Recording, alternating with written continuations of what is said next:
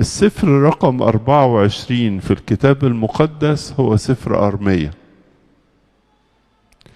وإصحاح 24 في أرميا إصحاح قصير كده وفيه وعود حلوة.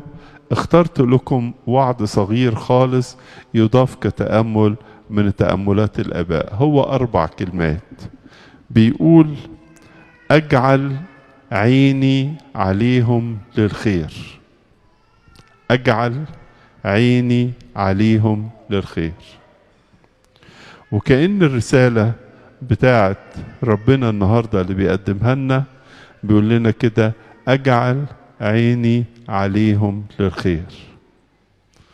وبيقدمها لك النهاردة، ومعناه أجعل عيني يعني عينيا مفتوحة واخدة بالها، شايفاك، مش شايفاك لوحدك، ده عليهم، شايفاك انت واسرتك، انت ومجتمعك، انت وكنيستك، انت واصحابك. عيني عليهم للخير. اجعل عيني عليهم للخير. الوعد ده فيه 3 علامات حلوة قوي نحطها قدامنا. كلمة أجعل عيني معناها الطمأنينة، ودي حاجة مهمة قوي لنا جميعا. أحيانا لما بتقعدوا ويا بعض، ومتأسف في الكلام ده، ما تجيبوش غير الأخبار الصعبة.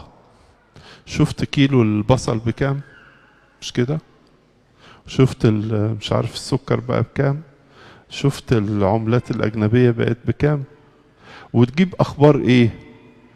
أخبار. هو أنت محطة أخبار؟ هو أنت ملكش غير إنك تجيب الحاجات الوحشة؟ ده الإنجيل بيقول لنا: أخبر باسمك إخوتي. يعني لما أقعد ويا أصحابي وإخواتي ملناش حكاية ولا حديث غير أنت يا رب، عملك، إيدك، خيرك، النعم اللي بتقدمها لنا. عشان كده يا أحباء، أنا أحب أنصحكم نصيحة مهمة جدا: ما تخليش أحاديثكم كلها أحاديث سلبية. أحاديث سلبية. هو يقول لنا كده: أجعل عيني عليكم للخير. أقول له: طب أنت عينك علينا، بس إحنا هنتكلم كلام سلبي، ونتكلم ونخرج من القعدة وإحنا متوترين. الحاجة دي بقت إيه، والشكل ده إيه، والموضوع ده إيه، وده تصدق في إيه. خليكم ناصحين.